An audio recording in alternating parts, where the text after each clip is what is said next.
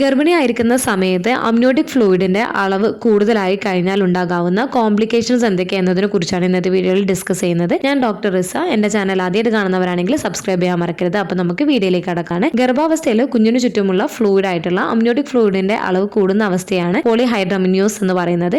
ഈ ഒരു അവസ്ഥയിൽ പല കോംപ്ലിക്കേഷൻസ് ഉണ്ടാവാനുള്ള സാധ്യതയുള്ളതിനാൽ തന്നെ ഗർഭിണിയുടെ അവസ്ഥ അനുസരിച്ചിട്ട് ഡോക്ടേഴ്സ് ടെസ്റ്റും കാര്യങ്ങളും അതുപോലെ തന്നെ മെഡിസിൻസ് ഒക്കെ നൽകുകയും ചെയ്യുന്നതാണ്. പല കാരണങ്ങൾ കൊണ്ട് ഗർഭാവസ്ഥയിൽ ഫ്ലൂയിഡിന്റെ ലെവൽ കൂടുന്നതാണ്. ചിലത് അൺനോൺ ആയിട്ടുള്ള റീസൺസ് ആയിരിക്കും. ചിലത് ഫീറ്റൽ ഹെൽത്ത് പ്രോബ്ലംസ് കൊണ്ടോ അല്ലെങ്കിൽ മൾട്ടിപ്പിൾ പ്രഗ്നൻസി ആണ് എന്നുണ്ടെങ്കിലോ അല്ലെങ്കിൽ മെറ്റേണൽ ഡയബറ്റീസ് പ്രോബ്ലംസ് ഉണ്ട് എന്നുണ്ടെങ്കിൽ ആർച്ച് ഇൻകോമ്പാറ്റബിലിറ്റി പ്രോബ്ലംസ് ഒക്കെ ഉണ്ട് എന്നുണ്ടെങ്കിലൊക്കെ അമ്നിയോട്ടിക് ഫ്ലൂയിഡിന്റെ അളവ് കൂടുന്നതിനുള്ള സാധ്യതയുണ്ട്. ഇതെന്താണ് എന്നുള്ളത് കണ്ടുപിടിക്കുകയും അതനുസരിച്ചിട്ട് ട്രീറ്റ്മെന്റ് നൽകുകയും ചെയ്യുന്നതാണ്. അമ്നിയോട്ടിക് ഫ്ലൂയിഡിന്റെ അളവ് കൂടുതലാണ് എന്ന് കണ്ടു കഴിഞ്ഞാൽ ഡോക്ടേഴ്സ് ഇടയ്ക്കിടെ ഫോളോ അപ്പ് സ്കാനിങ്ങും അതുപോലെ തന്നെ ചെക്കപ്പ് ഒക്കെ പറയുകയും ചെയ്യുന്നതാണ്. അമ്നിയോട്ടിക് ഫ്ലൂയിഡിന്റെ അളവ് കൃത്യമായിട്ട് അറിയുന്നത് ഗർഭകാലത്ത് ചെയ്യുന്ന സ്കാനിങ്ങിലൂടെയാണ്. ഈ ഒരു സ്കാനിങ്ങിൽ അമ്നിയോട്ടിക് ഫ്ലൂയിഡ് ഇൻഡെക്സ് AFI എന്നോ അല്ലെങ്കിൽ സിമ്പിൾ ഡീപ്പസ്റ്റ് പോക്കറ്റ് എന്ന് പറഞ്ഞിട്ടോ മെൻഷൻ ചെയ്യുകയും ചെയ്യുന്നതാണ്. നിങ്ങളുടെ 5th മന്തിലേക്ക് സ്കാനിങ് റിപ്പോർട്ടൊക്കെ എടുത്തു കഴിഞ്ഞാൽ അതിനകത്ത് നൽകിയിട്ടുണ്ടാവും അമ്നിയോട്ടിക് ഫ്ലൂയിഡ് വോളിയം അല്ലെങ്കിൽ AFI എന്നൊക്കെ പറഞ്ഞിട്ട് മെൻഷൻ ചെയ്തിട്ടുണ്ടാവുന്നതാണ്. നോർമൽ ആണ് എന്നുണ്ടെങ്കിൽ നോർമൽ അല്ലെങ്കിൽ അഡ്വക്കേറ്റ് എന്ന രീതിയിലായിരിക്കും എഴുതിയിട്ടുണ്ടാവുക. അപ്പോൾ അമ്നിയോട്ടിക് ഫ്ലൂയിഡിന്റെ അളവ് ഗർഭിണികളിൽ കൂടുതലാണ് എന്നുണ്ടെങ്കിൽ അവരിൽ ഉണ്ടാക്കാവുന്ന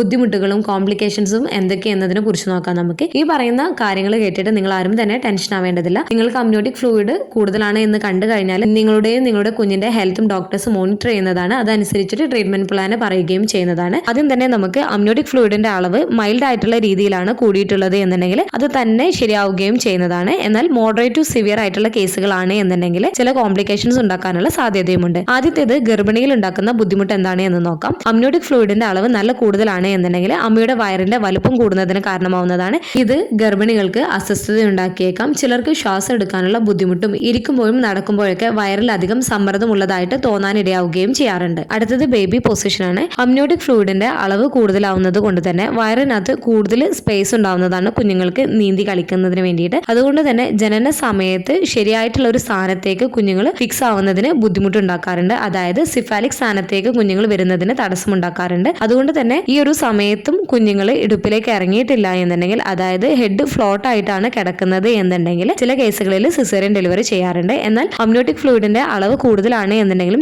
ചില കേസുകളിൽ നോർമൽ ഡെലിവറിയും സാധ്യമാവാറുണ്ട്. അടുത്തത് കുഞ്ഞിന് ശ്വസന പ്രശ്നങ്ങൾ ഉണ്ടാക്കാനുള്ള സാധ്യതയുണ്ട്. പ്രസവ സമയത്ത് അമ്നിയോട്ടിക് ഫ്ലൂയിഡിന്റെ അളവ് കൂടുതലാണ് എന്നുണ്ടെങ്കിൽ കുഞ്ഞുങ്ങൾ അബദ്ധവശാൽ അത് ശ്വസിക്കുകയാണ് എന്നുണ്ടെങ്കിൽ ഇത് അവരുടെ ജനനത്തിന് ശേഷമുള്ള ശ്വസന പ്രശ്നങ്ങൾ ഉണ്ടാക്കുന്നതിന് ഇടയാക്കിയേക്കാം. അടുത്തത് നേരത്തെയുള്ള പ്രസവ സാധ്യതയാണ്. ചിലപ്പോൾ നേരത്തെയുള്ള പ്രസവ സാധ്യത അമ്നിയോട്ടിക് ഫ്ലൂയിഡിന്റെ അളവ് സാധ്യത വർദ്ധിപ്പിക്കുന്നതാണ്. അതായത് 37 ആഴ്ചക്ക് മുൻപുള്ള പ്രസവ സാധ്യത വർദ്ധിപ്പിക്കുന്നതാണ്. ചില കേസുകളിൽ അമ്മയ്ക്കും കുഞ്ഞിനും ഇത് അപകടകരമായേക്കാം. ചില കേസുകളിൽ നേരത്തെയുള്ള പ്രസവം കുഞ്ഞിന്റെ ശ്വാസകോശ സംബന്ധമായിട്ടുള്ള പ്രശ്നങ്ങൾക്കും മറ്റ് വികസന പ്രശ്നങ്ങൾക്കും ഇടയാക്കുകയും ചെയ്യുന്നതാണ്. അടുത്തത് പ്രസവശേഷമുള്ള ബ്ലീഡിങ്ങിനുള്ള സാധ്യത കൂടുതലാണ് അമ്നിയോട്ടിക് ഫ്ലൂയിഡിന്റെ അളവ് നല്ല കൂടുതലാണ് എന്നുണ്ടെങ്കിൽ.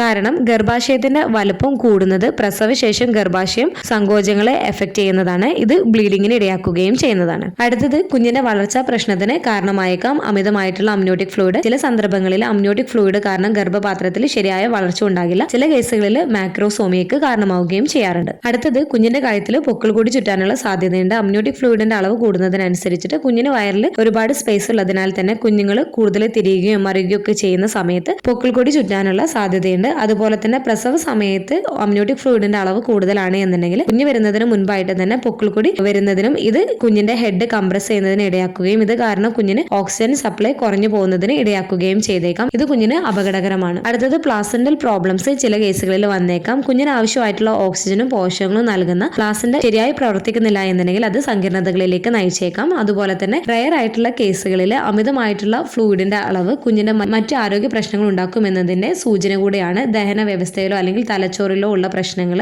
അതുകൊണ്ട് തന്നെ ഫ്ലൂയിഡ് ലെവൽ കൂടുതലാണ് എന്നുണ്ടെങ്കിൽ ഡോക്ടേഴ്സ് കുഞ്ഞിന്റെയും അമ്മയുടെയും ആരോഗ്യം വിലയിരുത്തുന്നതാണ്. അതനുസരിച്ചിട്ട് ഡോക്ടേഴ്സ് സിസേറിയൻ ഡെലിവറി വേണോ നോർമൽ ഡെലിവറി വേണോ എന്നും അതുപോലെ തന്നെ പ്രസവം നേരത്തെ ആക്കണോ എന്നുള്ള കാര്യങ്ങളൊക്കെ അവർ തീരുമാനിക്കുകയും ചെയ്യുന്നതാണ്. അപ്പോൾ ഇന്നത്തെ വീഡിയോയിൽ അമ്നിയോട്ടിക് ഫ്ലൂയിഡിന്റെ അളവ് കൂടുതലാണ് എന്നുണ്ടെങ്കിൽ ഗർഭിണിയിൽ ഉണ്ടാകാവുന്ന ബുദ്ധിമുട്ടുകൾ എന്തൊക്കെയെന്നതിനെ കുറിച്ചാണ്. ഈ ഒരു വീഡിയോ നിങ്ങൾക്ക് യൂസ്ഫുൾ ആയിട്ട് തോന്നിയിട്ടുണ്ടെങ്കിൽ മറ്റുള്ളവർക്കും കൂടെ ഷെയർ ചെയ്ത് കൊടുക്കുക. എന്തെങ്കിലും ഡൗട്ടുകൾ ഉണ്ടെങ്കിൽ കമന്റ് ആയിട്ട് ചോദിക്കാവുന്നതാണ്. അടുത്തൊരു വീഡിയോയിൽ കാണുന്നത് വരെ ബൈ.